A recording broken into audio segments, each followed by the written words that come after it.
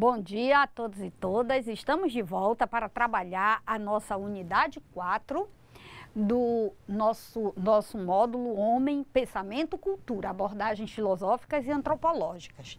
Essa unidade 4 é intitulada Dever Humano, Valores e Educação e será uma unidade dividida em duas partes, na medida em que ela tem um conteúdo que necessita de certa explicação mais demorada, mais elaborada. Então, nós vamos trabalhar nesta aula de hoje e na próxima a mesma unidade, sendo que em dois momentos. Dever humano, valores e educação. Qual o significado de educação para você? A educação influi na formação do caráter ou ela é apenas uma ferramenta para a formação de conhecimentos humanos? A partir dessas duas questões, nós vamos entender por que o ser humano encontra na educação a sua segunda natureza. E qual é a razão, qual é a necessidade, qual foi o motivo que levou o ser humano a ter na educação uma ferramenta para a construção dessa segunda natureza. Assim, nós vamos trabalhar nessa unidade a diferença entre valor e preço. Nós vamos entender por que nós vamos fazer a seguinte afirmação: o ser humano tem valor e todas as outras coisas têm preço. Nós vamos trabalhar a educação como formadora de habilidades, aquilo que nós já havíamos começado a tecer lá na unidade 3, falando da educação, da relação da educação com o trabalho, na qual a educação tem a finalidade de ensinar um determinado ofício para a pessoa atuar na vida social e retirar desse trabalho a sua subsistência. E vamos também trabalhar a educação como formadora do caráter. A educação, ela influencia na forma como eu vivo? Ela influencia na forma como eu sou? É isso que nós vamos perceber agora. Mas eu vou começar falando dessa distinção primeira, valor e preço. Ora, quando eu digo todas as coisas têm preço, somente o ser humano tem valor, eu estou me reportando a um sentido ético que o ser humano tem em detrimento de todas as coisas, né?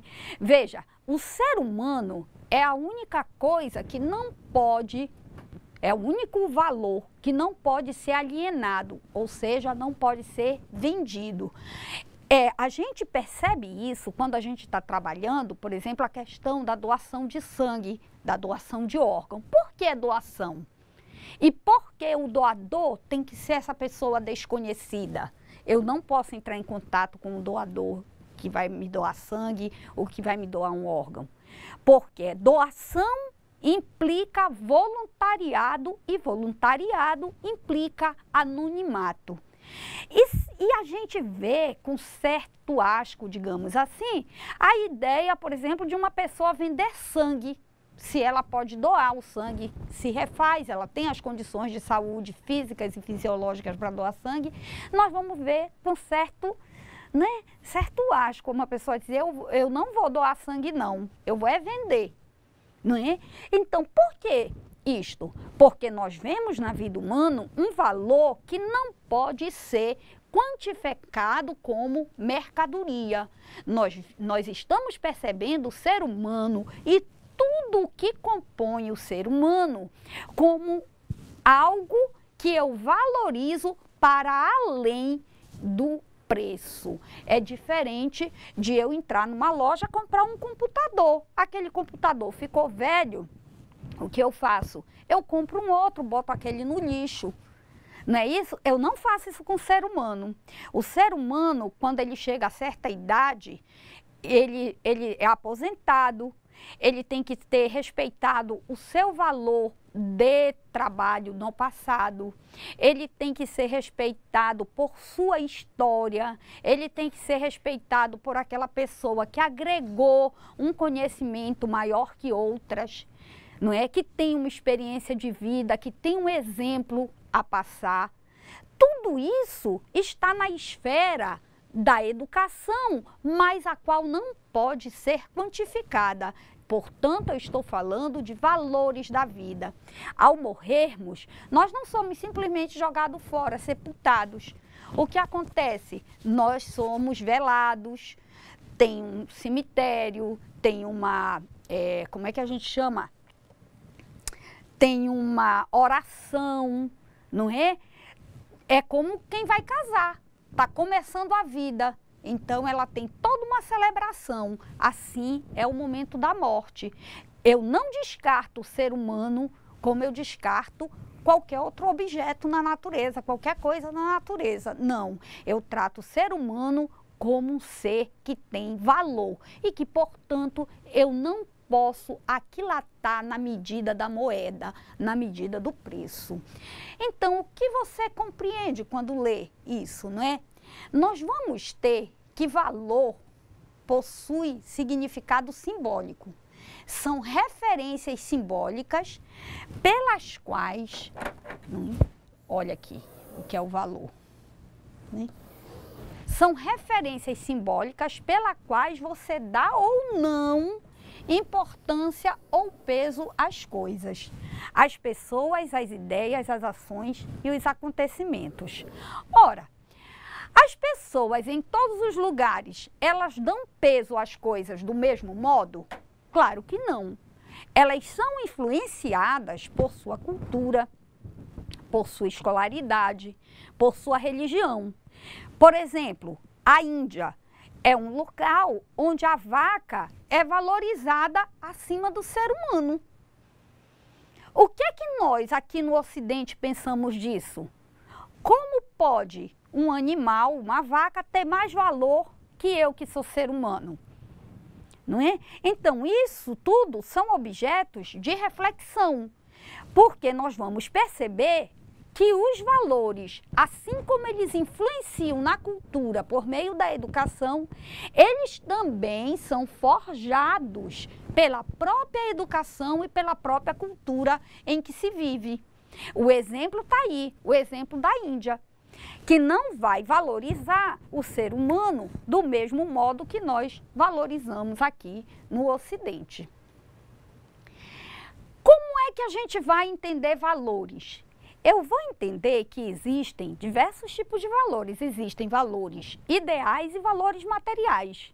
No âmbito dos valores ideais, eu vou ter o belo, o bem, o bom, o justo, eu vou ter a dignidade humana, o trabalho e o labor e a verdade. Eu vou chamar esses valores, todos estes aqui, de valores ideais. E por que eu chamo eles de valores ideais?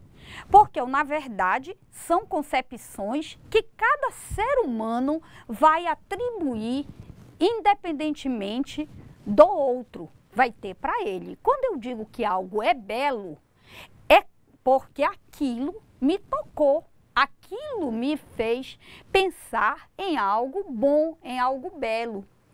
Entretanto, eu posso apenas compartilhar que considerei aquela obra de arte, ou aquela pessoa, ou aquele edifício como belo. Eu não posso, em momento nenhum, exigir que a coletividade considere aquilo também como belo. Por isso que é valor ideal. O bem, a mesma coisa. Como é que eu vou entender a ideia de bem? O que é bem para a minha cultura pode não ser lá para a Índia. Por exemplo, a questão da vaca ser mais valorizada que a mulher. Eu não considero que isso seja nem bom, nem justo e nem digno, porque eu não entendo na minha razão, na forma da minha razão, como eu vejo as coisas, eu não entendo como que uma mulher que gera vidas, que trabalha, que tem participação social, vai estar abaixo de um animal. Então, só que a mulher indiana, muitas vezes, passa despercebido. Como ela já nasceu na contingência daquela cultura, para ela, isso é normal. Ela não vai se ver abaixo da vaca. Ao contrário, ela vai ajudar a prosperar aquela cultura, aquela religião. E valores materiais? Valores materiais eu vou entender a vida humana, obras de arte, água, fonte de recursos não renováveis, as florestas e etc, e etc. Ora, veja bem, a vida humana, ela é um valor. Ela é um valor.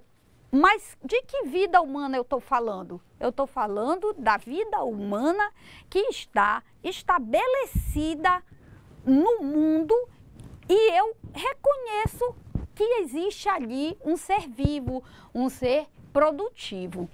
Ah, professora, então a pessoa que está em coma, a vida dela não tem valor? Não.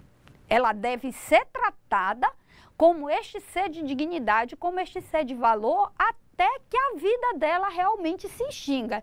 E de todo modo, ela ainda vai, essa vida humana ainda vai seguir como história, tendo valor. Por exemplo, o nosso caso aqui, que estamos estudando ética, nós vamos ouvir muito falar em Aristóteles. Aristóteles viveu na Grécia antes de Cristo. Aí, fisicamente, eu posso dizer que Aristóteles está morto. Mas na medida em que nós estamos em contato com os seus livros, estamos aprendendo e estamos ensinando por meio dele, eu tenho que dizer que ele está vivo, não é? E hoje, com a tecnologia, as pessoas vão se tornando cada vez mais imortais, né? Veja o exemplo das obras de arte que estão na internet. Essa aula mesma é uma aula que me torna, de certo modo, imortal. Na medida em que, mesmo que eu não esteja aqui, ela pode ser transmitida inúmeras vezes. É o que acontece com as obras, os artistas. Há pouco tempo morreu José Wilke. Morre com ele a obra? Não. Se as novelas forem ser reprisadas, a imagem dele vai estar ali. Então, essa vida humana, quando eu reconheço que é uma vida, ela é um valor material, porque ela tem ânima, ela tem movimento. As obras de arte. A obra de arte também é um meio de se imortalizar a própria vida cultural humana, né? Existe um filósofo chamado Max Scheler. Ele era teólogo. Ele escreve um livro interessante chamado, né, A Vida Eterna. Acontece que quando a gente fala desse título, as pessoas pensam que ele está se referindo à vida no reino de Deus, à vida depois da morte, à vida da alma. Mas não. Max Scheler vai dizer que a vida é eterna na medida em que, apesar de eu não existir mais, outros vão seguir existindo. A morte passa a ser apenas para aquele indivíduo, mas a vida humana como espécie, ela é eterna, ela não acaba nunca. E isso volta lá o nosso primeiro modo no Devir, quando nós falávamos aqui que o ser humano é condenado à evolução. Ele está sempre evoluindo. Nesse sentido, a vida é eterna, porque jamais o ser humano vai se extinguir, ele vai sempre permanecer. Agora, a água. A água é um valor material. Entretanto, assim como os recursos não renováveis e as florestas, a água pode vir a acabar do planeta. E quem é que vai se responsabilizar pela durabilidade desses valores? Quem é que vai tomar conta disso? Nós, seres humanos. Porque a nossa capacidade racional, ela existe para que nós nos mantenhamos e nos construamos como seres responsáveis. Nós não podemos fugir da responsabilidade com o ambiente e com os valores, tanto ideais e principalmente com os valores materiais, como a água, fontes de recursos não renováveis e as florestas. E por que nós não podemos fugir dessa responsabilidade? Porque nós somos educados para preservar. Mas eu não preservo só para mim, eu tenho que entender que eu preservo também para as gerações futuras. Ora, todo ser humano que nascer agora e daqui para frente, ele vai precisar de água. todo ser humano que chegar na Terra hoje ainda vai precisar de energia elétrica, vai precisar de petróleo, pode precisar de carvão, de uma série de recursos não renováveis. Então eu tenho que entender que eu não posso gastar tudo. Todo ser humano que chegar hoje na Terra, ele precisa respirar.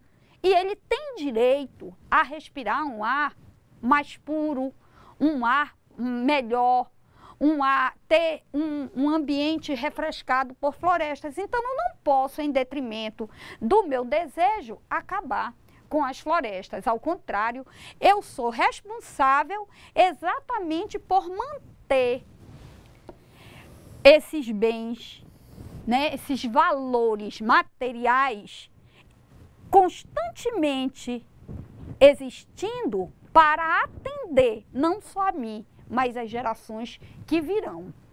Como é que eu faço isso? É entendendo que também os valores são construídos social e culturalmente. E você participa da construção e da transformação deles, aceitando ou não aceitando os valores ensinados a você. Ora, essa palavra construção e transformação me chamou a atenção para uma coisa. Veja, lá no século XVII, quando a gente falou do Francis Bacon, ele dizia conhecer a natureza para dominá-la. Não era assim que funcionava? Foi essa máxima que a gente trouxe, né? Foi, o homem tinha que conhecer a natureza para dominá-la, para transformá-la, não é? Entretanto, ele coloca aqui a questão cultural, não é? E vai dizer que nós aceitamos ou não os valores ensinados. Veja, hoje, nisto que nós vamos chamar espaço ecológico, momento ecológico, nós não podemos ser egoístas e pensarmos que a natureza está à nossa disposição. Ela continua lá, na situação dela, mas nós não podemos apenas usar, apenas transformar, apenas intervir e dominar. Nós temos que entender que para nós vivermos nisto, que é a condição humana, como vai dizer Hannah Arendt, nós temos que preservar. E isso requer o quê? Requer uma construção social baseada numa educação que preveja a vida com importância global e não só a vida humana como um valor, mas aí ela vai ter que expandir, ela vai ter que ver a vida natural como um todo num valor só, num valor único. Por quê? Porque eu sou ser humano, eu dependo do ambiente. O ambiente pode não depender de mim, mas eu dependo dele. Então, quem é que tem que cuidar? Sou eu, que sou a parte mais fácil de se extinguir nesse processo. Valoramos com base no que sentimos, olha aqui a nossa educação surgindo de novo, e com base no que aprendemos com os outros, nas condições em que vivemos. Aqui deu um tiltzinho, né? Nesse slidezinho, que ficou que. Na verdade, é nas condições em que vivemos, ok? Então, olha aí a educação. Quando nós nos formamos, né? A minha geração, eu costumo fazer esse parâmetro, porque a minha geração, coitada, foi assim, né, detonada, está sendo detonada agora. Mas vamos lá. A minha geração, ela foi educada no princípio bíblico, né? Que Deus criou o paraíso. Aí Adão comeu a fruta do conhecimento. Só que quando Adão foi inquirido, ele disse não, que ele só tinha comido porque Eva mandou. Aí Eva, quando foi inquirida, disse não, a culpa foi da cobra. Olha aí a natureza sendo responsabilizada pelo erro humano. Daí para frente, ninguém nunca mais assumiu responsabilidade por nada. Sempre a culpa é do outro. Eu não aprendo porque a apostila não é boa, porque a escola não é boa, eu não trabalho porque o trabalho não dá as condições, eu não faço isso por isso. Nunca mais nós nos colocamos como sujeitos da ação, né? Passado esse período né? Da culpa da natureza veio o dilúvio, que salvou as espécies, mas salvou apenas um par de cada espécie e a família de Noé. Veja que todo o resto da natureza se acabou no mundo. E aí, se nós vamos sair do plano histórico cristão, nós vamos entrar agora no plano da geografia, né, da Terra. Nós vamos entender a Terra como um planeta que está sempre em mudança e que teve uma época que não existia o ser humano, só existia a fauna e flora. Esse planeta aqueceu a tal ponto que morreu tudo. Isso foi na época dos dinossauros. Então, veja, a gente vem de uma educação em que a natureza, ela se revolta, mas é sempre a natureza tida, né, nos animais, tida na fauna, na flora, que está perecendo. O ser humano não. O ser humano está sempre sobrevivendo a ela. Quando nós aprendemos isso, nós passamos a ter uma lógica de que a natureza sempre está à nossa disposição.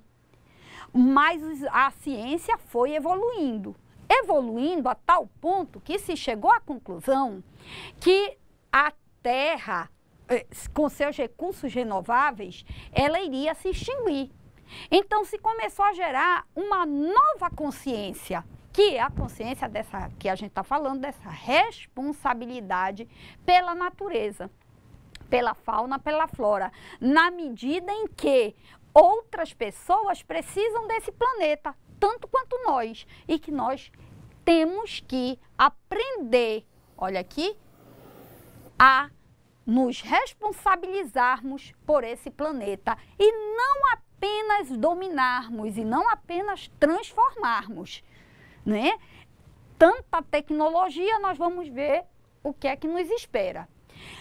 Quando eu começo a pensar nessa questão dos valores, eu tenho que criar uma estética. O que é uma estética? Quando a gente fala em estética, a gente pensa assim, um salão de beleza, uma loja de roupas bastante elaboradas, que vão o quê? Melhorar a aparência das pessoas. Mas a estética, o valor estético, é algo que eu realizo com o meu pensamento. Ou seja, através da reflexão, eu começo a modelar um novo modo de ver as coisas. Veja, com a evolução das ciências, se foi melhorando a relação do ser humano com a natureza. Se foi entendendo que ele não pode só dominar, só transformar, que ele tem também que preservar. Isto foi o que? Um agregado, um valor estético. Hoje passa-se a se pensar na natureza como algo que deve ser preservado. O que aconteceu? Melhorou, não é?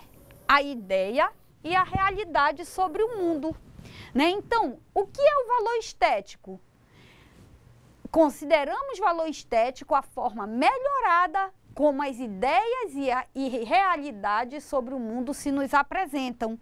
Então, eu tinha que a natureza era algo que eu dominava, que eu transformava, mas agora acrescentei com o pensamento, com a reflexão, com a ciência, com a educação, eu acrescentei outra coisa. Eu acrescentei que a natureza deve ser preservada. Isto é o quê? Um valor estético que eu agreguei. E o que é o valor ético ou valor moral? O comportamento considerado correto para a vida social é chamado de moral e a valoração da moral é chamada valoração ética. Ora, a vida social, ela é uma vida que ela precisa de ordenamento. Todos nós estamos aqui cumprindo um horário, então tem a hora de chegar, tem a hora de sair para almoçar, tem a hora de retornar e a hora de finalizar o dia. Tem as metas a cumprir, os planos para entregar, tudo é é regulado. E por que é necessária essa ordem? Para que as coisas funcionem. Porque se todo mundo fosse fazer como acha que é bom, um chegava 8 horas, o outro ia chegar às 10, outro ia chegar meio-dia. E ficava uma coisa desordenada. As pessoas não iam ter isto que nós vamos chamar organização política. Mesmo que você esteja dentro da sua casa, você está fazendo política na medida em que você está organizando a vida das pessoas que moram, que residem ali. Então, você tem a hora de levar a criança para a escola, você tem a hora de sair para trabalhar, de retornar, preparar almoço, etc, etc. Isso nós vamos chamar uma lógica de política interna, que é o que você está fazendo na sua casa. E isto também é o que nós vamos chamar de comportamento moral e de ética. E por que nós vamos chamar esse comportamento de moral? Porque no momento em que eu sigo a regra adequadamente, um comportamento, eu estou contribuindo não só comigo, mas eu estou contribuindo com o convívio social como um todo. A ideia de comportamento moral não é apenas para a vida individual, ao contrário, ela é para a substância, para dar alimento, para manter adequadamente a vida social. E a aceitação disso eu vou chamar de valoração ética. Como é que surge a moral? Nós vamos entender que a moral só surge quando o homem supera a sua natureza puramente natural, instintiva, e possui já uma natureza social. Isto é, quando já é membro de uma coletividade. Veja, antes de ter uma vida coletiva, antes de ter uma vida em comum, os seres humanos não podiam falar em moral, não podiam falar em ética. Por quê? Porque não havia regras a serem seguidas. Por isso que você vai ler lá nos contratualistas, Rousseau, Locke, Hobbes, Kant, não é? Eles falando de um hipotético estado de natureza, que é um estado onde há ausência de justiça. Mas por que ele diz ausência de justiça e não injustiça? É ausência de justiça porque eu não conheço outro critério. Então, se eu sou forte, eu adquiro uma coisa. Se eu sou mais fraco, eu perco aquela coisa. É nesse sentido que vai se funcionar. Quando nós entramos para um estado de sociedade civil, eu vou entender que esse estado de sociedade civil me exige determinado comportamento. Por quê? Porque se eu não agir dentro desse comportamento que a coletividade me pede, eles podem me punir, eles podem me retaliar. E o que é ética? Podemos afirmar que a ética é um conjunto de valores amplamente codificados, cujo fim é ordenar a vida humana, social e politicamente. Ora, o que é esse amplamente codificado? Nós vamos ter Declaração dos Direitos Humanos, nós vamos ter os códigos das diversas profissões, Código de Ética do Advogado, Código de Ética Médica, não é? Código de Ética da Enfermagem.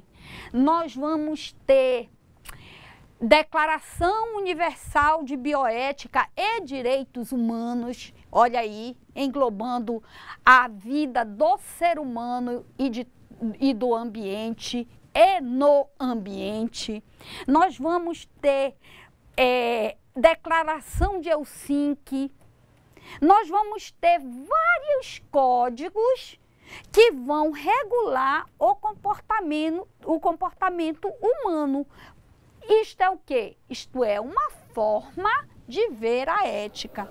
Mas a ética é só a codificação? Não.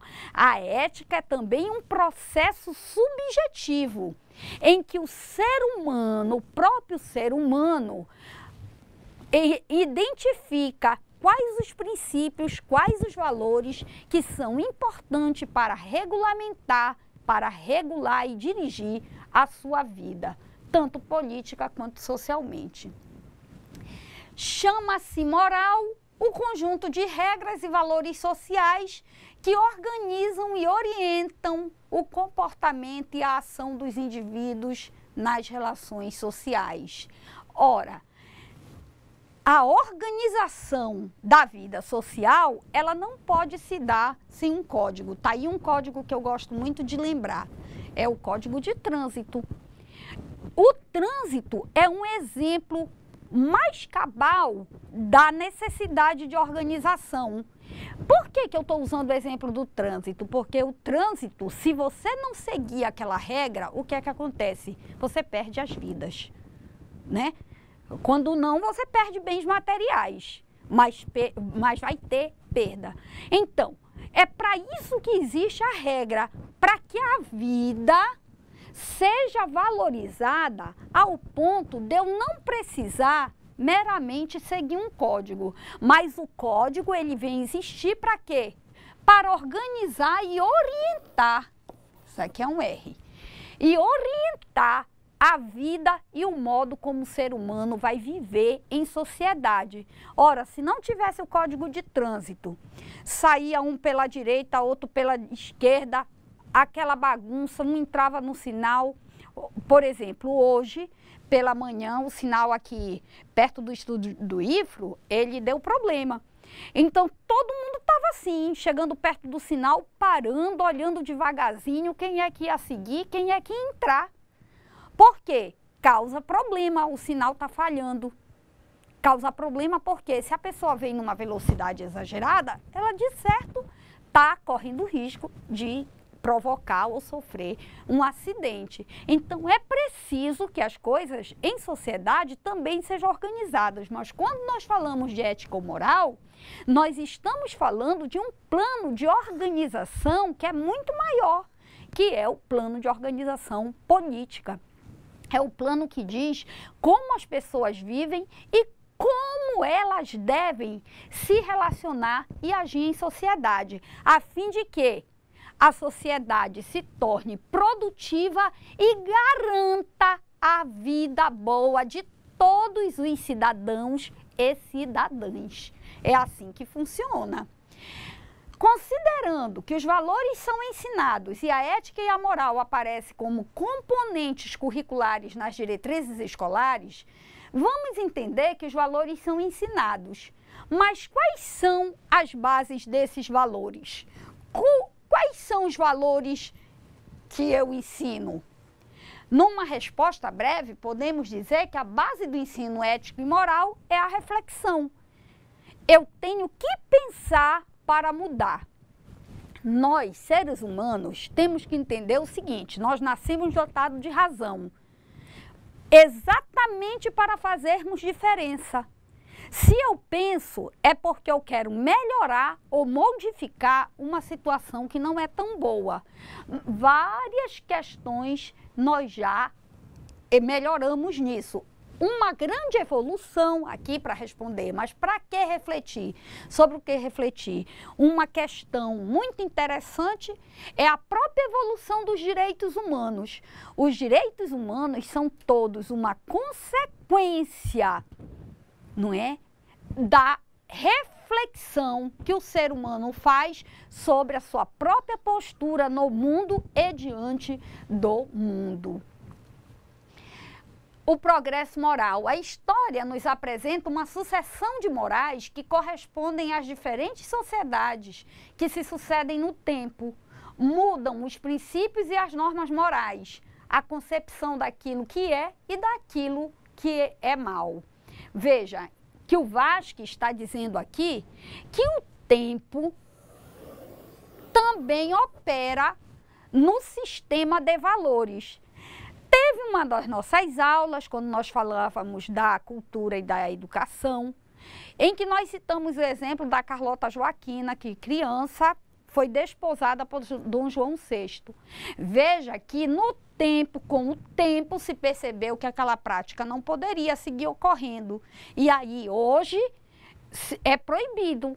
Menor só casa se for autorizado pelos pais, e tem todo um processo legal para dar conta dessa situação. Então, o progresso moral do ser humano, ele também é modificado ao longo do tempo. Mas por que ele é modificado ao longo do tempo? Porque novas gerações vão chegando com novas ideias, novos pensamentos e novas reflexões e vão mudando algumas teorias antigas. Podemos perceber que a educação reflexiva acha-se na base, olha aqui, da formação moral de um povo, como construtora de mentalidades e desmontadora de outras. Veja que a educação, ela constrói uma mentalidade e desmonta outra, como nós falávamos da natureza. Hoje, a natureza é um objeto de responsabilidade e preservação, e não mais de uso. Chegamos a esse ponto como? Com a educação reflexiva. Chegamos nesse entendimento como? Com pesquisas, ou seja, com o uso da razão reflexiva. Foi isso que fez com que nós desmontássemos a ideia de que a natureza devia ser dominada pelo homem, devia ser modificada pelo homem e passamos agora a mentalidade de que a natureza é um valor e que, portanto, ela deve ser preservada. Né? Educação como formadora do caráter. Vamos perceber que a educação, assim entendida, não se dirige apenas ao ensino de competências e habilidades. A educação é também a ferramenta principal na formação do caráter individual e coletivo. Ora, mas como é que eu formo com a educação?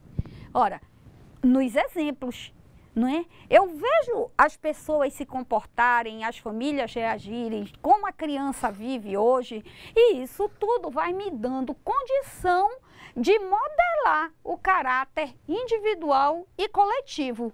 Hoje a criança, ela vai para a escola, ela aprende a colocar a plantinha. Na minha geração, a gente só fazia isso no dia da árvore, no dia do índio, a gente se pintava, não é? Tinha essas brincadeirinhas na escola, mas hoje não. Hoje tem escolas que possuem sua própria horta para que as crianças preservem, cultivem, não é? Aquilo ali. Desse modo, nós vamos passar para as atividades e reforçando que nós vamos pedir para o nosso aluno, nessa atividade em especial, que ele prepare pequenas redações. Essas redações, eu volto a afirmar, elas têm o interesse de fazer você já ir melhorando o seu pensamento, a sua escrita, para você fazer um bom memorial e ter uma boa aprovação ao final do curso. No mais, nós vamos estar aqui para tirar suas dúvidas sobre a atividade, fazendo com que você reflita sobre o papel do valor na formação humana por meio da educação. Como é que nós entendemos que algo é um valor ou não? O que isso nos afeta simbolicamente? Desse modo eu me despeço e nos encontraremos logo mais. Tudo de bom a todas e obrigada.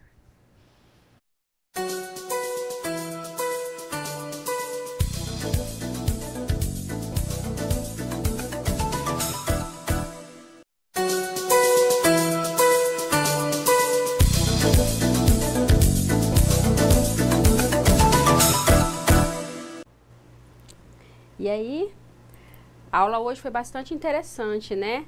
Quando eu estava estudando esse módulo, essa unidade, né, que fala sobre o devir humano e essa relação entre a ética e o valor. Eu achei isso tudo muito interessante, essa discussão. O que é valor? O que é a ética? Né? Vocês conseguiram perceber a diferença entre uma coisa e outra? Né? Que esse valor não é somente o valor material ou valor real das coisas, como diz assim, de ganho financeiro, né? Existem os valores intrínsecos, que são os valores de cada pessoa. Eu achei essa discussão muito interessante. E aí no polo, como é que foi a resolução das atividades? Como é que foi a discussão que vocês tiveram para resolver essa atividade número 4, que nós vamos ver aqui daqui a pouquinho? E aí, professora Joelma, a participação dos polos está ativa? Muito boa a participação. Eles estão participando e estão postando as suas respostas. Isso é muito interessante. Então, nós vamos ver agora as respostas às atividades e daqui a pouquinho nós vamos socializar a resposta da atividade da questão 4. Né, que foi uma questão aberta, alguns polos resolveram a questão em conjunto, outros passaram as respostas de um ou outro aluno, e isso foi muito interessante, principalmente porque nós propomos para os tutores, através do chat, que essa resposta da questão 4 fosse socializada conosco. E que bom que vocês concordaram, alunos, em interagir conosco com essa resposta. Então, vamos à resolução das atividades? Vamos lá. A questão número 1, de acordo com o livro Profuncionário, volume 5, a unidade 3 e 4, e a aula expositiva, defina ética. Que é a ética, né? Aí aqui está a resposta. Podemos afirmar que a ética é um conjunto de valores amplamente codificados, cujo fim é ordenar a vida humana social e politicamente. Então, essa é a resposta da questão número 1. Então, vamos à questão número 2. Dê exemplos de 2 valores materiais e de 2 valores ideais. Então, valores materiais, nós temos aqui a vida e a água, são alguns dos valores. E valores materiais, a justiça e o belo. A questão número 3. Realize uma pequena redação sobre o tópico 4.2, que diz sobre valorização estética, expondo, primeiro, o seu entendimento sobre o termo estética e como você distinguiria a estética da ética. Então, essa questão aqui, você deveria fazer uma redação englobando aqui esses 2 tópicos aqui. O que você entende por ética e o que você entende por como você distinguiria a estética da ética. Essa resposta, gente, é uma resposta livre. Já nós vamos comentar um pouquinho sobre ela. E aqui na questão número 4, demonstre a partir de seu próprio entendimento, o que você entendeu, o sentido de educação como ensino de habilidades e competências e a educação como formadora do caráter humano. Então, essa é a questão que nós sugerimos que fosse socializada pelos polos. Antes de nós entrarmos na sugestão que vocês enviaram para a gente, da questão número 4, eu gostaria de comentar um pouquinho só sobre a questão número 3, que foi onde a professora Noêmia solicitou e sugeriu que vocês distinguissem estética de ética. Como é que ficou a redação de vocês? Gostaria muito de ter visto. Mas assim, em termos bem simplificados, a estética é aquilo que nós sentimos. São os nossos sentimentos com relação à pessoa, como nós conseguimos enxergar o outro, como nós conseguimos enxergar essa relação. E a estética é a ética é o meu relacionamento com o meio social onde eu estou envolvido, onde eu estou inserido. Né? Como que as pessoas se relacionam comigo, como eu me relaciono com as pessoas, ok? Então, é mais ou menos isso aí. E aí, professora Joelma, como é que está a socialização da resposta da questão número 4 nos polos? Professora Elane, o polo de Espigão de Oeste, ele respondeu que essa resposta ela foi elaborada pela turma. A educação ela é formadora do nosso caráter e é a principal ferramenta para educar nossos alunos. Hoje, temos a pesquisa, a interação entre os colegas. Sendo assim, podemos formar discentes capacitados e preparados para o futuro mercado de trabalho. Muito bom, Polo. Espigão do Oeste? Isso. Parabéns pela resposta, é isso aí mesmo. Então, a educação é essa forma de interação. Muito bem pela resposta. Tem algum outro polo que respondeu? Sim, professora. A aluna Edileia, do Polo de Alta Floresta, ela respondeu que a educação nos transforma quando nos deixamos ser transformados por ela e nos tornamos capacitados e competentes em determinadas atividades. Olha, Edileia, de Alta Floresta. Isso. Parabéns. Eu gostei muito dessa colocação que você fez, que a educação nos transforma quando nos deixamos ser transformados. É muito interessante isso e é muito verdadeiro isso que você falou. Que bom, Edileia, que você conseguiu captar esse sentido da educação. Porque a transformação, ela não vai acontecer nunca se eu não permitir, se você não permitir. E essa transformação de que você está falando é exatamente esse devir humano. Esse devir é essa transformação que acontece em cada um.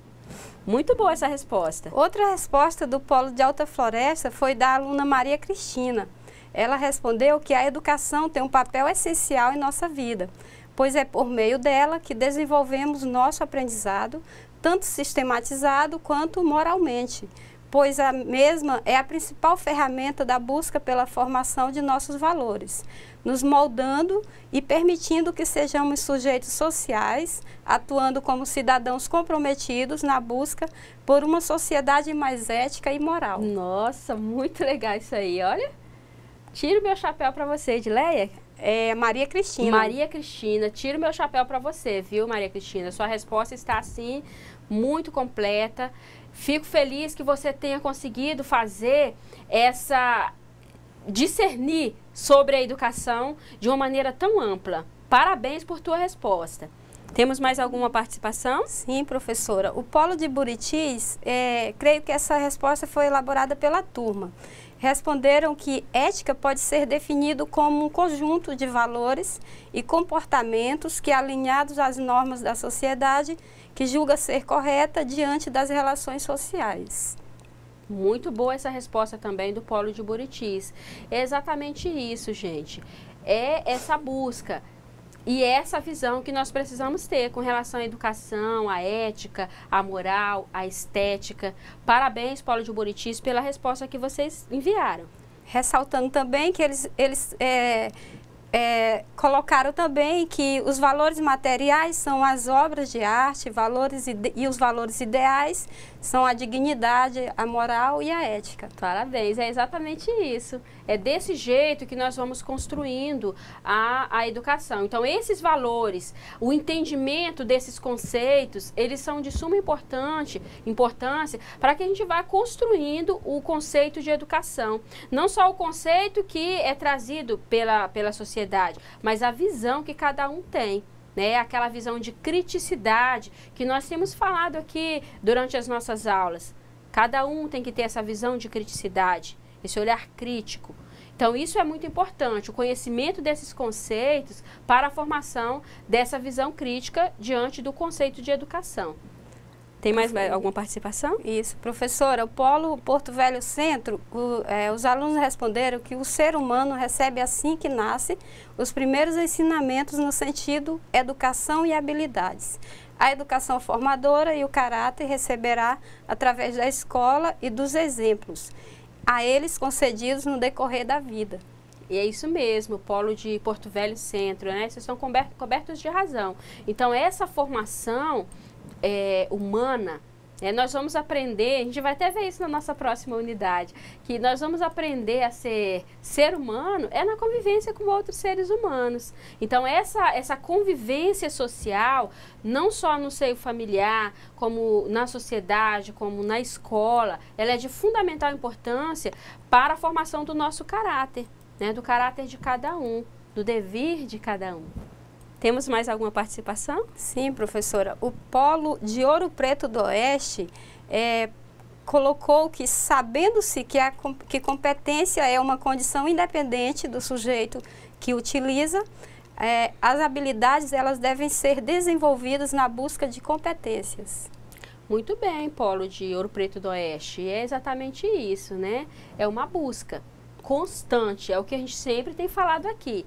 Temos que buscar constantemente a nossa formação pessoal, a nossa formação profissional, para que a gente possa fazer a diferença e buscar, né? Buscar essas características mais importantes, né, para a nossa convivência social.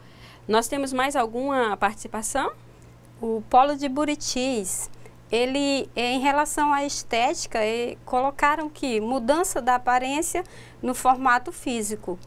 Ética se difere a ética se difere, pois ela relaciona o comportamento e as mudanças no decorrer da vida. Esse comentário foi do Polo de Buritis. De Buritis, já diz mais em relação à questão número 3, não é isso? Mas é isso mesmo, Polo de Buritis. Vocês estão... É por aí mesmo que a gente vai construindo essas respostas. Parabéns pela participação.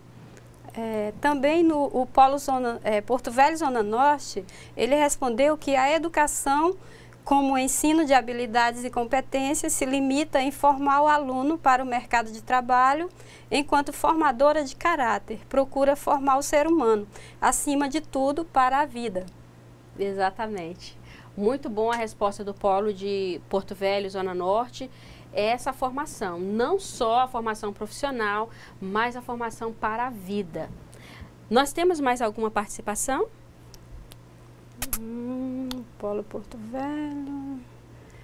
Vamos encerrar por aqui, professora, deixando, assim, agradecendo a participação dos alunos. Hoje estavam bem participativos. Bem participativo mesmo. Esperamos que continue assim nas próximas aulas. Antes de encerrarmos aqui a nossa aula de hoje, eu gostaria de fazer só mais um comentário a respeito de uma coisinha bem interessante que a professora Noêmia colocou durante a aula, justamente quando ela falava sobre valores e ética.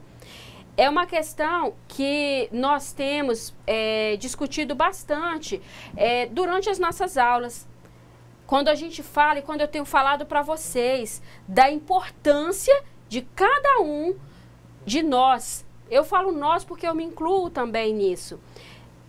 Construirmos e sermos sujeitos ativos no nosso processo de ensino-aprendizagem e na nossa vida.